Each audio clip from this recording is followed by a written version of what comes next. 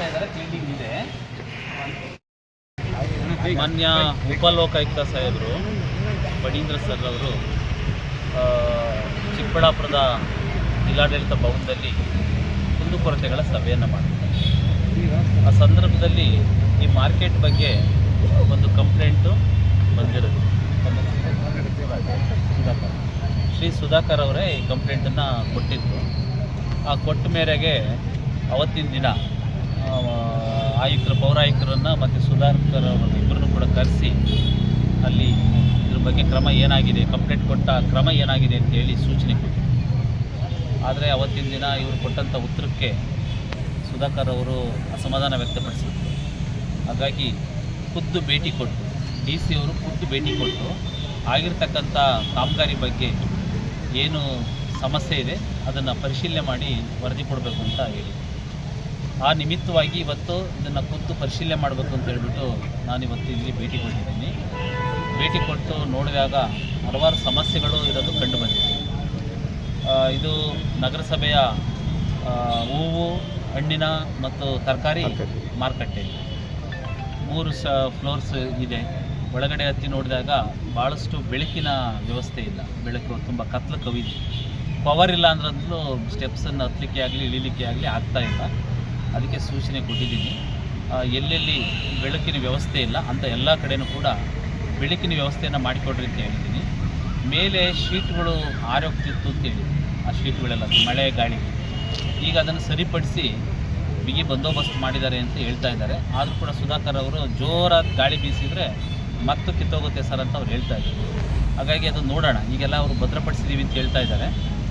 ಮಳೆ ಗಾಳಿ ಬಂದಂಥ ಸಂದರ್ಭದಲ್ಲಿ ಶೀಟ್ಗಳು ಯಾವ ರೀತಿ ಭದ್ರವಾಗಿದ್ದಾವೆ ಅನ್ನೋದನ್ನು ಮತ್ತೊಂದು ಸಲ ಪರಿಶೀಲನೆ ಮಾಡ್ಬೋದು. ಹಾಗೆಯೇ ಮಳೆ ಬಂದಾಗ ಮಳೆ ನೀರು ಸೋರುತ್ತೆ ಅಂತ ಹೇಳ್ತಾ ಇದ್ದಾರೆ. ಈಗ ಆಯುಕ್ತರು ಸೋರೋದಿಲ್ಲ ಅಂತ ಹೇಳ್ತಾ ಇದ್ದಾರೆ. ಮಳೆ ಬಂದಾಗಲೂ ಕೂಡ ಅದನ್ನು ಖುದ್ದು ವಿಡಿಯೋ ಮಾಡಿ ನಮಗೆ ಕಳಿಸ್ಬೇಕು ಅಂತಲೂ ಕೂಡ ಹೇಳಿದ್ದೀನಿ. ಶೌಚಾಲಯದ ವ್ಯವಸ್ಥೆಯನ್ನು ಗಮನಿಸಿದ್ದೀನಿ. ಶೌಚಾಲಯದ ಒಳಗಡೆ ಕಮೋಡು ಪೂರ್ತಿ ಕಿತ್ತೋಗಿದೆ. ಅದಕ್ಕೆ ಹೊಸ ಕಮೋಡನ್ನು ಹಾಕಬೇಕು ಅಂತ ಹೇಳಿದ್ದೀನಿ.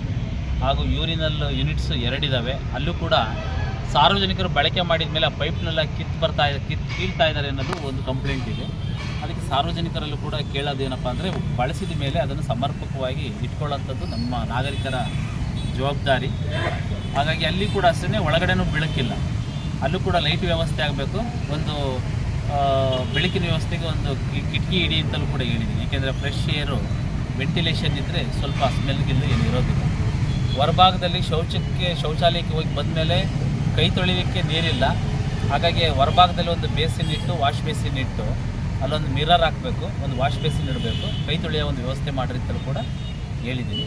ಹಾಗೆಯೇ ಕೆಳಗಡೆ ತರಕಾರಿ ವ್ಯಾಪಾರ ಮಾಡ್ತಕ್ಕಂಥವರ ಬಳಿ ಅಲ್ಲಿ ಕೂಡ ಕುಂದುಕೊರತೆ ವಿಚಾರಿಸಿದಾಗ ಮೇಲೆ ಶೀಟ್ ಹಾಕಿದ್ರಿಂದ ಬೆಳಕು ಕಂಪ್ಲೀಟಾಗಿ ತಡೆಯಾಗಿದೆ, ಬೆಳಕು ಬೀಳ್ತಾ ಇಲ್ಲ. ಕರೆಂಟ್ ಪವರ್ ಏನಾದರೂ ಕಟ್ ಆಫ್ ಆಯಿತು ಅಂದರೆ ನಮಗೆ ಬೆಳಕಿನ ವ್ಯವಸ್ಥೆ ಇಲ್ಲ ಅಂತ ಹೇಳ್ತಾಯಿದ್ರೆ. ಹಾಗಾಗಿ ಈ ಟ್ರಾನ್ಸ್ಪರೆಂಟ್ ಶೀಟ್ ಅಂತ ಬರ್ತದೆ. ಹಾಗಾಗಿ ಉತ್ತಮ ಗುಣಮಟ್ಟದ ಟ್ರಾನ್ಸ್ಪರೆಂಟ್ ಶೀಟನ್ನು ಒಂದು 3 ಅಥವಾ 4 ಶೀಟನ್ನು ಹಾಕಿದರೆ ಮೇಲಿನಿಂದ ನೇರವಾಗಿ ಬೆಳಕಿನ ವ್ಯವಸ್ಥೆ ಕೆಳಗಡೆ ಆಗುತ್ತೆ. ಆಮೇಲೆ ಕುಡಿಯೋ ನೀರಿಗೆ ವ್ಯವಸ್ಥೆ ಇಲ್ಲ ಅಂತ ಹೇಳ್ತಾ ಇದ್ದಾರೆ. ಒಂದು RO ಯೂನಿಟನ್ನು ಈ ಒಂದು ಮಾರ್ಕೆಟಲ್ಲಿ ಅಳವಡಿಸಿ ಅಂತಲೂ ಕೂಡ ಹೇಳಿದ್ದೀವಿ. ಅದನ್ನು ಕೂಡಲೇ ಆಯುಕ್ತರು ಅದನ್ನು ಮಾಡ್ತಾರೆ. ಹೀಗಾಗಿ ಕುಂದುಕೊರತೆ ಅಂತ ಏನಿದೆ ಇದನ್ನು ಆಲಿಸಿದ್ದೀನಿ. ಮತ್ತು ಮುಂದಿನ ದಿನಗಳಲ್ಲಿ ನಗರೋತ್ಥಾನ 4ರಲ್ಲಿ ನಾವು ಈ ಹಳೆ ಬಿಲ್ಡಿಂಗ್ ಇದ್ದಾವೆ, ಈ ಮಾರ್ಕೆಟಿನ ಸುತ್ತ ಒಂದು ಹಳೆ ಬಿಲ್ಡಿಂಗ್ ಇದೆ, ಅದನ್ನೆಲ್ಲ ಡೆಮಾಲಿಷ್ ಮಾಡಿ ಅಲ್ಲಿ ವ್ಯವಸ್ಥಿತವಾಗಿರ್ತಕ್ಕಂಥ ಲೇಡೀಸು ಮತ್ತು ಜೆಂಟ್ಸ್ ಟಾಯ್ಲೆಟನ್ನು ಮಾಡೋಂಥದ್ದು. ಆಮೇಲೆ ಪಾರ್ಕಿಂಗ್ ಸುಮಾರು ಒಂದು 200 ವೆಹಿಕಲ್ಸ್ ನಿಲ್ಲಿಸಲಿಕ್ಕೆ ಪಾರ್ಕಿಂಗ್ ವ್ಯವಸ್ಥೆಯನ್ನು ಮಾಡಿಕೊಡೋಂಥದ್ದು ಎಲ್ಲದೂ ಕೂಡ ಟೆಂಡರ್ ಪ್ರೊಸೆಸ್ಸಲ್ಲಿದೆ. ಆ ಟೆಂಡರ್ ಪ್ರೊಸೆಸ್ಸಲ್ಲಿರೋದನ್ನು ಕೂಡ ನಾನು ಇಮಿಡಿಯೇಟಾಗಿ ಬೇಗ ಅದನ್ನು ಕಂಪ್ಲೀಟ್ ಮಾಡಲಿಕ್ಕೂ ಕೂಡ ಕ್ರಮ ಅಂತ ನೋಡಿ ನೀವು ಗಮನಕ್ಕೆ ತಂದಿದ್ದಾರೆ. ನಾನು ಶುಕ್ರವಾರ ಇದ್ರ ಬಗ್ಗೆ ಒಂದು ರಿವ್ಯೂ ಮೀಟಿಂಗ್ ಇಟ್ಕೊಂಡಿದ್ದೀನಿ. ಖಾಲಿ ಮಳಿಗೆಗಳು ಏನೇನಿದ್ದಾವೆ ಅದೆಲ್ಲದನ್ನು ಕೂಡ ರಿಯಾಕ್ಷನ್ ಮಾಡಲಿಕ್ಕೆ ಕ್ರಮ. ಸರ್, ರೈತರಿಗೆ ಪಾರ್ಕಿಂಗ್ ವ್ಯವಸ್ಥೆ ತುಂಬ ಇದಾಗಿದೆ ಸರ್.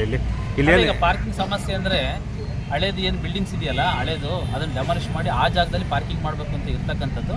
ಅಲ್ಲಿ ಮಾಡಿದ ಮೇಲೆ ಸರಿ ಹೋಗುತ್ತೆ. ಅಲ್ಲಿ ತನಕ ಸ್ವಲ್ಪ ಸುಧಾರಿಸ್ಬೋದು. ತಾತ್ಕಾಲಿಕವಾಗಿ ಏನು ವ್ಯವಸ್ಥೆ, ತಾತ್ಕಾಲಿಕವಾಗಿ ಏನು ಜಾಗ ಎಷ್ಟೇ ಇರೋದ್ರಿಂದ ಒಂದು ಪೊಲೀಸ್ ಇಲಾಖೆಯವ್ರಿಗೆ ಹೇಳಿ ಒಂದು ಲೈನ್ ಮಾರ್ಕಿಂಗನ್ನು ಮಾಡಿಸಿ ಅದ್ರ ಒಳಗಡೆನೇ ನಿಲ್ಲಿಸಿದಂಥವ್ರಿಗೆ ಯಾವುದೇ ದಂಡ ಹಾಕಬಾರ್ದು. ಹೊರಭಾಗದಲ್ಲಿ ನಿಲ್ಲಿಸ್ತಾರೆ, ನೀವು ಆಕ್ಷನ್ ತೊಗೊಳ್ಳಿ ಅಂತಕ್ಕಂಥದ್ದನ್ನು ನಾನು DYSP ಅವರಿಗೆ ಮಾತಾಡಿ ಒಂದು ವೈಟ್ ಲೈನ್ ಹಾಕಿಸ್ತೀನಿ. ವೈಟ್ ಲೈನ್ ಹಾಕ್ಸಿ ಅದರೊಳಗಡೆ ರೈತರ ವೆಹಿಕಲ್ಸ್ ನಿಂತರೆ ಅಂಥವ್ಕೆ ಯಾವಕ್ಕೂ ದಂಡ ಬೇಡ. ಅದರಿಂದ ಆಚೆಗೆ ನಿಂತವಕ್ಕೆ ನೀವು ಏನು ನಿಮ್ಮ ನಿಯಮಾನುಸಾರ ಏನು ದಂಡ ಹಾಕಂಥದ್ದು ಇರುತ್ತೆ ಅದನ್ನು ಮಾಡಿ. Okay okay sir, thank you.